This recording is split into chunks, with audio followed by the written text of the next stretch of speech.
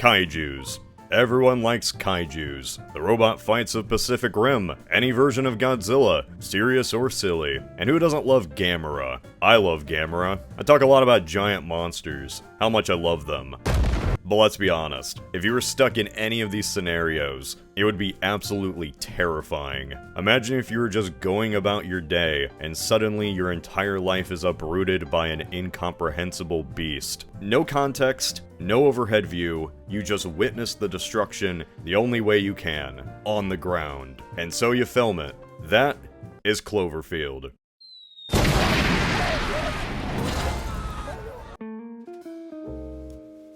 For a time as a kid, Cloverfield was my favorite movie. When it came out, it had such an aura that couldn't be described. Every time I viewed it, I just had a sinking feeling. But there's a mystery to it.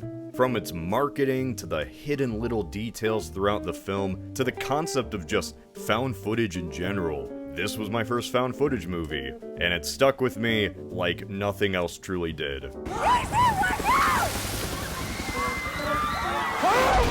To me, it was entirely unique. It still kind of is. As the years went by, of course my opinion on the movie changed. The mystery element sadly faded away. You learn all about the behind the scenes, how it was directed by Matt Reeves and produced by J.J. Abrams, and T.J. Miller went on to be T.J. Miller. Eventually, you just kind of stop watching it.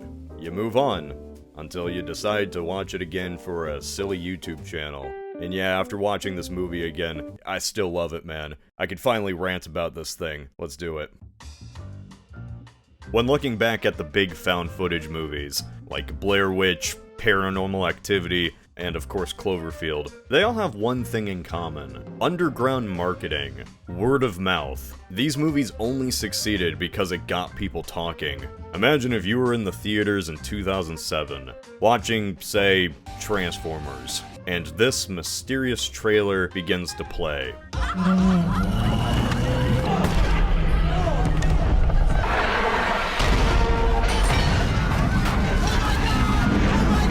And then it ends. There isn't even a title, just a date. And so, the speculation began. Here's the thing, I didn't even pick Transformers as a joke. The first Cloverfield trailer premiered on Transformers opening weekend. Truly, this was a golden age of cinema. Shut up, Grandma! So what could this new movie be? Everyone had different ideas. The article I read to jog my memory on the whole thing mentioned how people speculated it was a new Godzilla movie. And I gotta say, while reading that, I had a flashback like in Ratatouille. I was one of those people that thought it was Godzilla. Other people had other ideas. In the first trailer, some guy says it's alive. God, it's alive, it's huge! And for some reason, people misheard that. They thought he said, it's a lion. God, it's alive, it's huge! For a few months after this trailer released, some people thought that this was a teaser for a Voltron movie. Because part of Voltron is a lion. Anyway, the initial mystery took the internet by storm. Maybe it was Godzilla. Maybe it was Voltron. The only thing to go off of was that initial date in the teaser, 1/18/08.com. When you went to 1/18/08.com, you got these strange pictures. Today, we know that's just T.J. Miller's face, but at the time, man, what could it mean? Spooky. This was the start of an ARG, an augmented reality game, created to drip feed information to internet sleuths. A mystery hunt involving various strange websites, this girl's vlog, fake MySpace profiles, and even slushies. Oh boy, the slushies. This wasn't the first or last time an ARG hit the internet. Halo did it with ilovebees.com, and Gravity Falls fans spent months trying to find Bill Cipher's corpse. But this one was slightly different. This one told a backstory. Each bit of information was a puzzle piece that fleshed out the Cloverfield world. Then sometimes, information that wasn't tied to the ARG at all just took the community by storm. What was this concept art? Was the monster actually a giant whale? So how much of the ARG actually played a part in the movie? Alright, so we're gonna go through this quick just in case anyone hasn't seen the movie in a while. Our video/movie begins with a disclaimer from the US government. The following footage is a part of the Cloverfield case. The video then begins with our main character, Rob Hawkins, filming an intimate moment Every time I show people this movie, I entirely forget that this is the beginning. So there's like a minute of silence where we're both sitting there, and I just know they're wondering what the hell I'm showing them. This girl, as we learn, is his friend, Beth. They are not dating. This guy is just casually filming a one-night stand. Oddly enough, that becomes a plot point later. The footage skips to a few months later. Is this thing on? Look out! Babe, it's not my camera. I don't know if it's the on button or the zoom button. The camera is now being borrowed by his brother, Jason. Jason! His fiance had an idea for Jason to go around filming all of Rob's friends, have them say little goodbye messages. This whole movie is because this girl had a corny Pinterest idea. Jason doesn't give a shit though, so he pawns the camera onto HUD, telling him to do a very important job. One that HUD will surely do correctly, and then he spends the entire night not doing that. What's up, man? Hey, what's up, dude? What's up? Goes around filming friends having personal and relationship issues, and then upon learning that his friends slept together, he goes and tells the whole party. I knew it. What? They had sexual intercourse, No, they told me. no. Did you know that Rob and Beth had sex? No. I want an alternate version of Cloverfield where the monster just doesn't attack, and the next morning Rob just sees 50 minutes of HUD telling everyone about his sex life. Sadly though, the monster does attack. Care about the most. The whole film is just them trying to survive a kaiju attack. They try to escape, that doesn't work out. Rob gets a distressing call from Beth, he learns she's trapped, and the group ignores the evacuation to walk to Central Park. It goes about as well as you would imagine. The survivors get on the last chopper out of New York, right as the creatures bombed from the military. Man, if only the chopper flew higher. After witnessing TJ Miller get gobbled up, Rob and Beth say their last goodbyes as Central Park gets carpet bombed. The final shot is a flashback at Coney Island. Something falls into the ocean. Found footage films were once a novel concept. Then Paranormal Activity came out and spawned a trend that pretty much killed the genre. What we learned afterwards is that there is very much a wrong way to do a found footage film. Every movie in the genre really hinges on two simple questions. One, how did the footage survive? Like as an example, there's this movie called Apollo 18. Lost footage of why we really never went back to the moon. It's so stupid. Anyway, it ends with an alien attacking them and they all explode in space.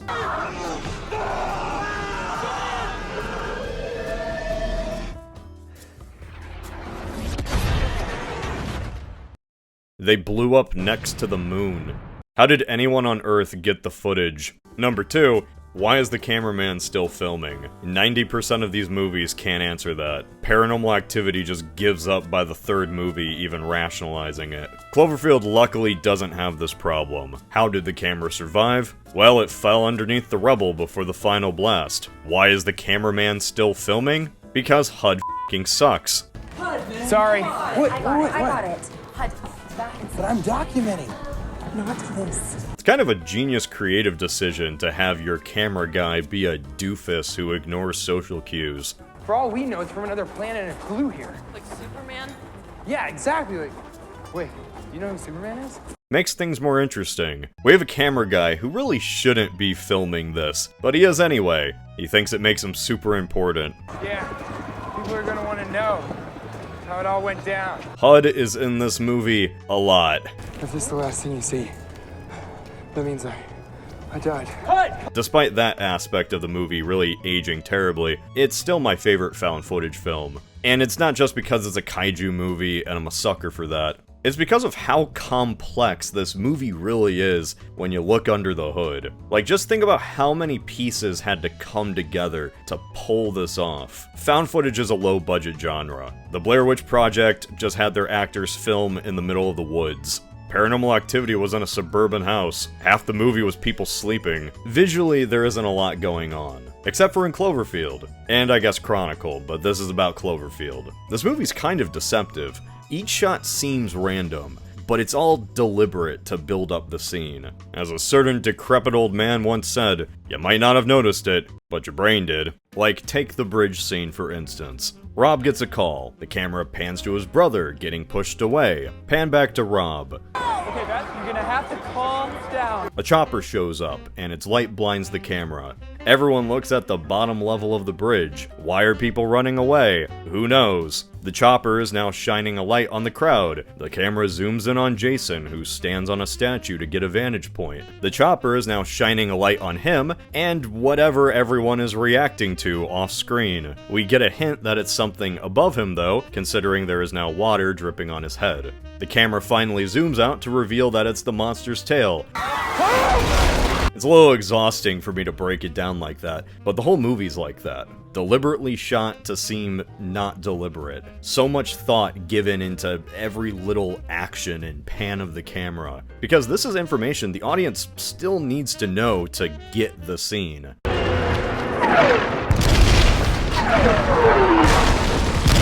Just like in any other movie, there is still build-up, tension, and payoff. It's just done in a single cut, with a first-person view. I could easily imagine the same scene playing out in a conventional kaiju movie.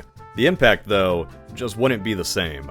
What's kind of funny is that even though the movie did so much to lead the audience along, audiences back in 2007 weren't really ready for it. It turns out that the shaky camera led to a lot of sick people. That's fine, weed out the weak. They never could have survived hardcore Henry.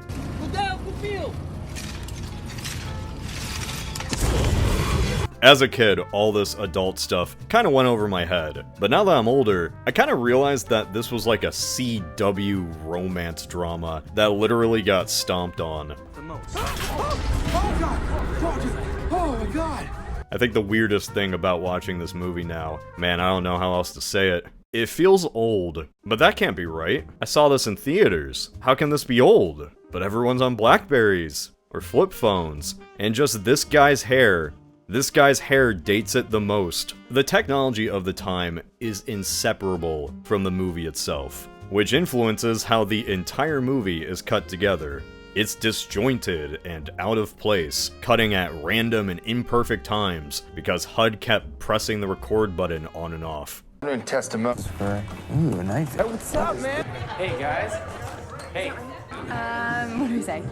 This movie could only have existed in 2008, a time before everyone ended up having a camera in their pocket, especially when physical tape itself was phased out. Throughout the movie, HUD keeps accidentally switching back to the original recording on the tape, which was Rob and Beth's Nice Day Out. A happier time, now accidentally wiped away and taped over, all to film for a going away party. Did you switch the tape? Because I had a tape in there. I don't know. I feel like this is fine, but like any kind of teacuppy thing. Tape was in here when I... And then the tape is used for another purpose, filming the monster attack that ultimately kills everyone. Rob leaving and the monster attacking literally wipes out this nice memory they had. No, come on. Okay, well, let me ask you a question.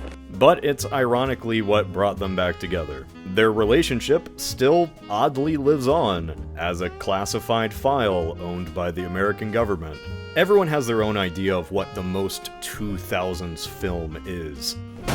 The most of its era, for good and bad. And for me, I would say Cloverfield's up there. Not really because it's the most dated or of its time, but for another reason. Alright, time to talk about 9/11. I said this in a previous video, but I'll reiterate it again. Lindsay Ellis once made a point to describe Independence Day and War of the Worlds as distinctly pre- and post-9/11. I'm gonna take that metaphor and apply it to American kaiju movies. Yeah, same metaphor for Godzilla 1998 and Cloverfield. One is peak late 90s Americana, also directed by Roland Emmerich, about a monster rampaging through New York City, and it doesn't even knock down a building. And then there's Cloverfield.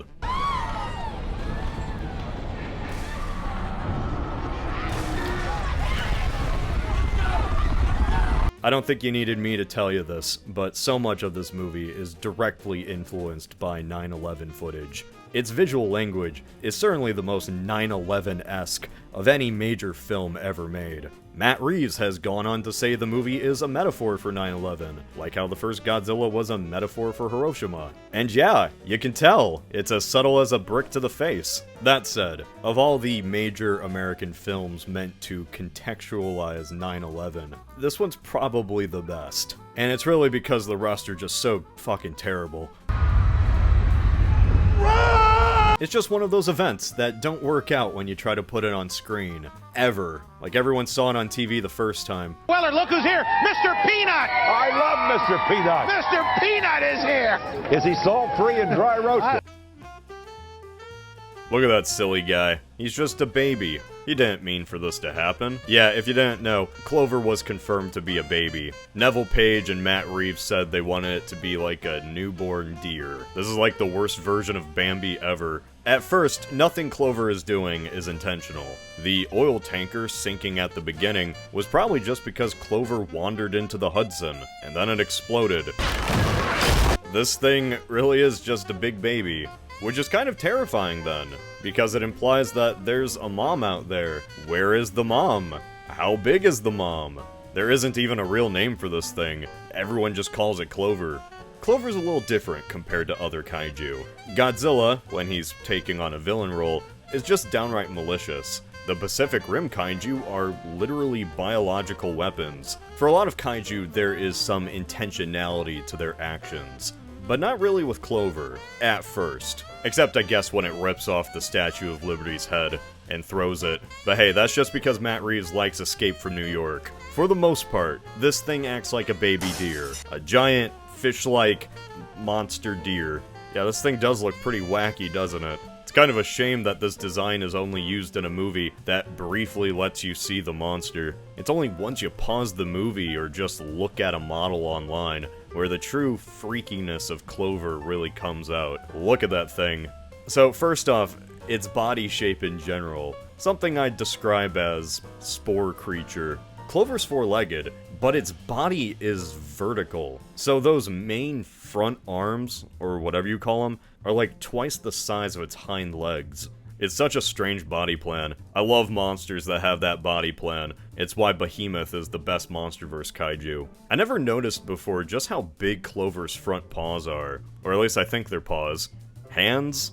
Either way, they look goofy. And then it's got these little arms on its torso. At least I thought they were arms. Apparently they're not. They're actually external esophagi, outer intestines, with teeth. In the limited manga tie-in Cloverfield Kitchen, they're literally tubes that suck people up.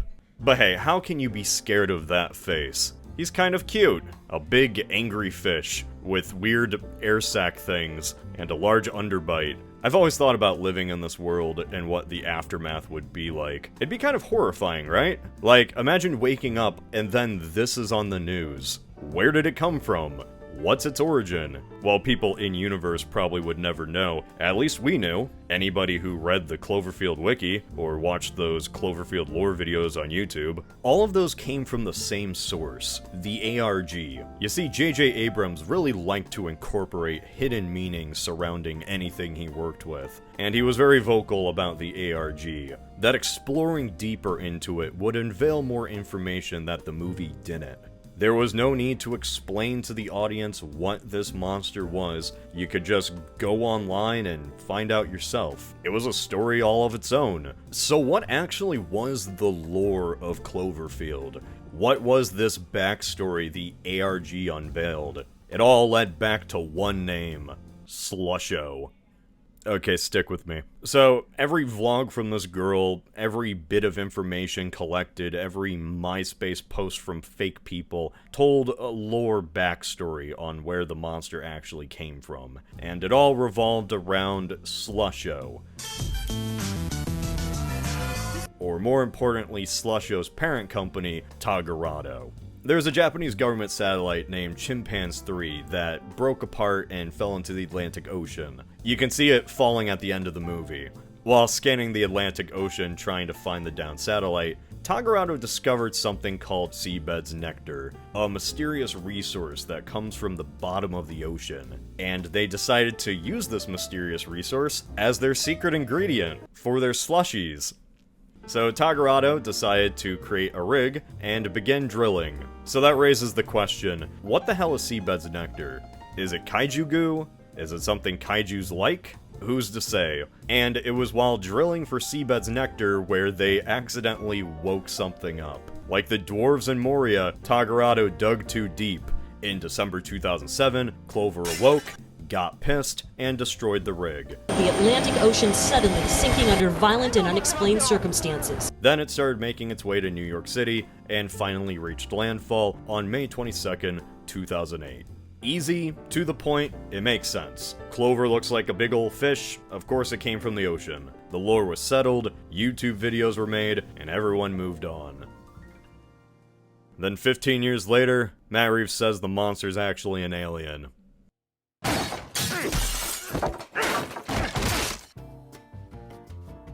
In an interview with Sci-Fi, Matt Reeves discussed working on the first Cloverfield. There was this exchange, which I'm gonna read verbatim. In terms of its species, was it of this planet, or is it an alien? It's alien. In fact, at the end of the movie, you can see the moment when it comes to Earth. It's another one of those little Easter egg moments. But when we revisit the footage where they're on the Ferris wheel at the end, you see the meteor flying down and hitting the ocean. That's actually the beginning of the baby being on Earth. This was a nuke to all the ARG enjoyers out there. Truly, there were no survivors. Many simply ignored his comments. He wasn't involved in the deep lore. He just forgot what they included in the ARG. It's been 2 decades, he's just being stupid. Matt Reeves, the director, and Drew Goddard, the writer, pretty much disregarded the only canon this movie ever knew. Because if the monster's an alien, then every forum post, every Tagarado cover-up, the station collapse, the very monster's origin would just not have happened. None of this would be canon. I love the ARG lore, so I just didn't pay this much mind. And then I started making this video. I got curious. I started digging deeper. I shouldn't have done that. Over the last 15 years, this movie's previously established lore has unraveled. All thanks to each interview by the people that actually made the damn thing. Let's start off simple. In an interview, J.J. Abrams was asked what the ultimate fate of the monster was, and he answered, yes, he's dead. Ultimately, the bombs kill him. At the end of the original movie's credits, there is a final audio message. It says, help us. Here's the thing, if you play this message backwards, it says the words, it's still alive. So what the fuck do we do? By the interview of JJ, the monster is dead, but by the canon of the actual movie, the monster's actually alive. Why did JJ say it was dead? Well, it's probably because he didn't know that Matt Reeves snuck it in. The major creative heads on this movie can't even agree if the creature died. I can't blame JJ for missing this little Easter egg in his own movie. He's just a producer, and he didn't have eyes on every creative decision, especially one just snuck in at the end of the credits. A lot of people missed it. Hell, even the Cloverfield wiki missed it. There's a lot of debate about whether the creature is dead or not, because some, even knowing about the backwards message, say that JJ just confirmed it was dead anyway, so it's dead. The question now is, what do we consider canon? A clue left within the actual film itself, or an interview, after the fact, by just one of the creatives involved? JJ started slapping the Cloverfield name onto movies that were gonna just bomb at the box office. It was kind of a weird idea, but it could work, you know? And then Cloverfield Paradox came out. Not only is it pretty terrible, but the space horror film ends with this. Yeah, a series that was getting away from the kaiju monster and making its own name ended up right back where it started, tied to the first movie. All because JJ couldn't help but jingle some keys in front of the audience. This monster, though, is really big. It's up to the clouds. If Clover is a baby, then that's probably its mom. At least I thought it was, until JJ opened his mouth. It's the same creature, but definitely bigger. I mean, it was a baby in the first one, so maybe it started eating its Wheaties and grew a little bit. This creature at the end of Cloverfield Paradox, is the same monster. This is Clover. J.J. Abrams said this monster was dead, and then changed his mind a decade later for shock value. The term death of the author is used a lot. Does an author have permanent authority over the canon of what they wrote after the fact? Or should the words be left to the audience's interpretations? The problem here is that there wasn't just one author for this project. There was mainly three. Technically 4. J.J. Abrams the producer, Drew Goddard the writer, Matt Reeves the director, and honestly, the ARG. This isn't a death of the authors situation. This is all of the authors fucking killing each other. They all wrote a book, and then had entirely different headcanons about what they wrote, and the other 3 really didn't know or care what the 4th was cooking up. Then most people paid attention to the 4th one. And it all started with that very first hint, the one that dates the pictures of Rob's party as 01/18/2008. Wait a second, 01/18? The movie takes place in May. Okay, you know, that's probably an honest mistake. Nothing too weird. I'm probably just looking too deep into this. The only thing that really matters, if we're gonna be honest, is the satellite. You know, the satellite that J.J. Abrams said woke up the monster. But I thought the drilling woke up the monster. Alright then, this satellite then. I don't care what Matt Reeves said. That was Chimpanzee 3, the wiki even says it. This was the exact moment the monster woke up, on April 27th, 2008. Now we just have to confirm in the ARG itself, this was when the satellite fell. And going into Tagarado Corp's website in the Wayback Machine, we see right here. Tagarado used the Hatsui satellite to try to identify a rogue piece that is thought to have fallen off the Japanese government's Chimpanzee 3 satellite. Although Hatsui's work has not yet been able to confirm the identity of the fallen piece, Tagarado scientists and engineers are busily trying to track and recover the fragment. According to Hatsui data, it disappeared into the Atlantic late last week. Awesome! Now we just have to find the date, and it's January 3rd, 2008. Wait. Why did it come to this? I just want to talk about the funny kaiju movie. Alright, here's the thing. I love the ARG. This is my canon for the last almost 20 years. But, I think I noticed its limitations.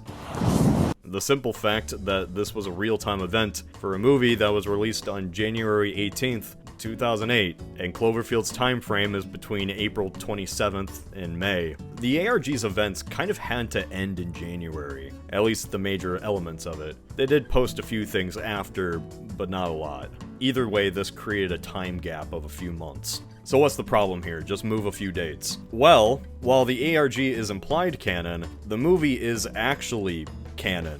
Like, something did fall out of the sky on this date. And if you consider the dates of the ARG canon, then the satellite fell before January 3rd. It couldn't have fallen on April 27th. Now, I've seen a few explanations for this.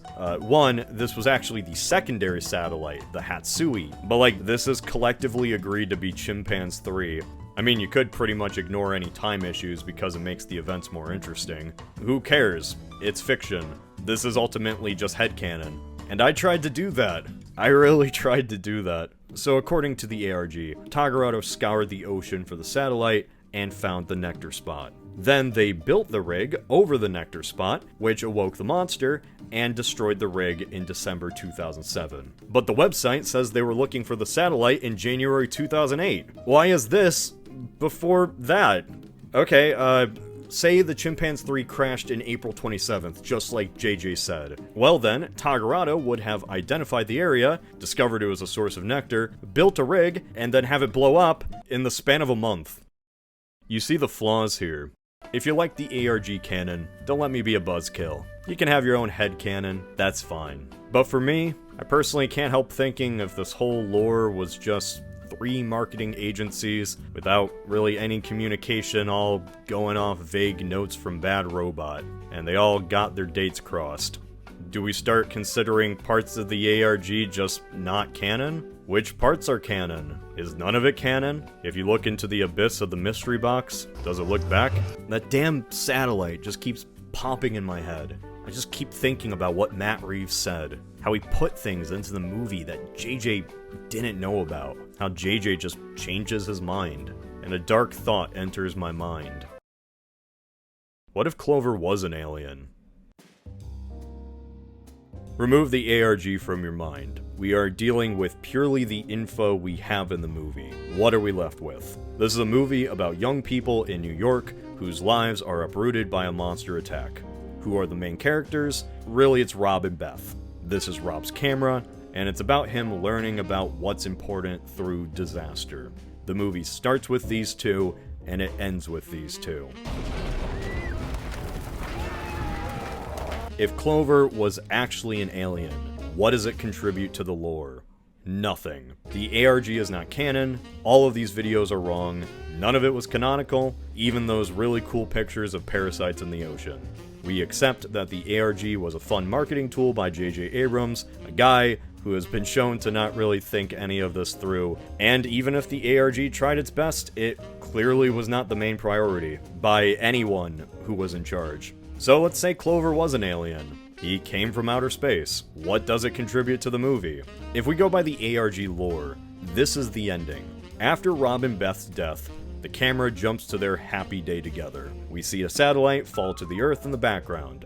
Through the lore and JJ's confirmation, this was the satellite Chimpanzee 3. It may or may not have woken up the monster. While searching for it, the Tagarado Corp finds a source of seabed's nectar, which they use as an ingredient for their slushies. They create a rig to contain the creature and also drill. The creature awakes, destroys the offshore rig, and steamrolls for New York City. Cloverfield ends with a little nod to the people who followed the ARG, like JJ said. The satellite is really just a hint for people to explore the lore themselves, a wink at the audience. And this has been my headcanon since 2008. And then there is the alien ending that Matt Reeves and Drew Goddard apparently intended. Approximately 7 hours ago, something attacked the city. The movie ends with Rob and Beth holding each other as the bombs fall down. I love you! I love you! The camera jumps to their last truly enjoyable moment together, and in that moment, Rob is oblivious that something just fell into the ocean. The object is Clover, still as an egg, falling right off the shore of Coney Island, an island directly next to the Hudson River. The egg will hatch, the alien will grow fast, and wander up the river. Shit. And as its first snack, trying to eat the Statue of Liberty. Why it's here, we don't know. But in this final scene, we do get one question answered. Where it came from. The payoff of all these flashbacks truly coming to a head, showing that this camera was the first one to spot the monster. There's also that dark irony. Not only is it showing this lost relationship, but also showing the arrival of the monster that ultimately destroys them. I had a good day. The movie now has far less background information, but you also need less info. This is a more self-contained movie. To me, this just raises more questions. Why did it happen to land right outside New York City? Why did it try to eat the Statue of Liberty? No, actually, think about this. Other than it being a reference to Escape from New York, why in-universe did Clover try to eat the Statue of Liberty? Why did it assume it was food? Clover has never seen a human before.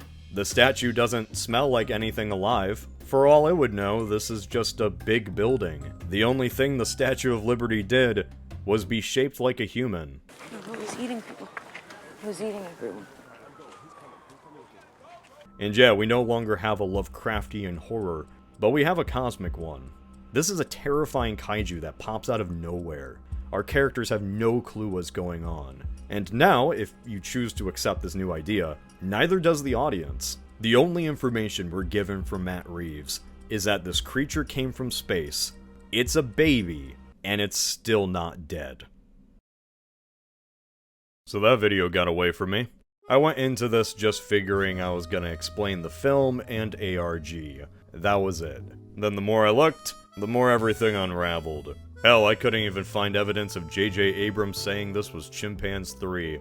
The wiki says he said it, but I couldn't find a single source. No interview, no anything. I even kept it in the video because maybe I was missing something. Maybe there was some stone left unturned. That never happened. From what I can see, I don't think JJ ever said this was a satellite. All he ever said was they had two theories. It seems like the wiki just made it up.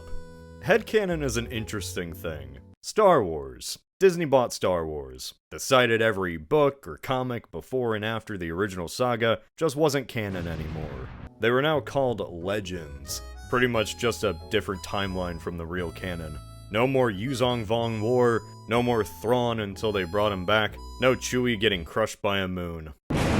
People were pissed. All of this is just fiction at the end of the day, but you feel a real reaction when a story or event you like is deemed not real within the canon of that fiction anymore. It can all go away thanks to the whims of whoever legally owns it. My point is, that same thing happened to this ARG.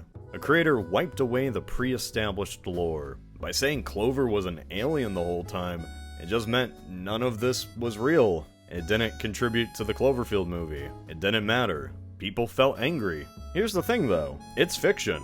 Whether it's real or not is up to you. The ARG, despite its flaws, told a story, and it's now a story that some are attached to. I have gotten more enjoyment from something that technically isn't even canon according to the people that made it, more than the actual film. Just because they weren't the most well-crafted backstories and the dates don't really line up, it doesn't mean they need to go to waste. The problem is though, after this whole video, we're kind of in a conundrum. So I propose this. Just like what happened with Star Wars, I propose two ways of looking at Cloverfield lore. The Matt Reeves way, and the ARG way. If you like the idea that Clover's an alien, go with Matt Reeves. As for me, I'm sticking with the ARG. Yeah, that's right. Even after dissecting it to death, even after overanalyzing, this is still my headcanon. I was obsessed with this thing since 2008. The ARG and what it did is the main reason the movie stuck with me for so long. You really think I'm gonna change my mind just because Matt Reeves says so? Of course not. And I can't imagine many of you will either. Yeah, Clover being an alien is a neat idea and it makes the film mysterious again, but the ARG had this commercial. And it said this entire disaster was just because a Japanese company wanted to drill for slushy ingredients. So after this 40-minute video, I guess where I'm getting at here is that It's still real to me, damn it!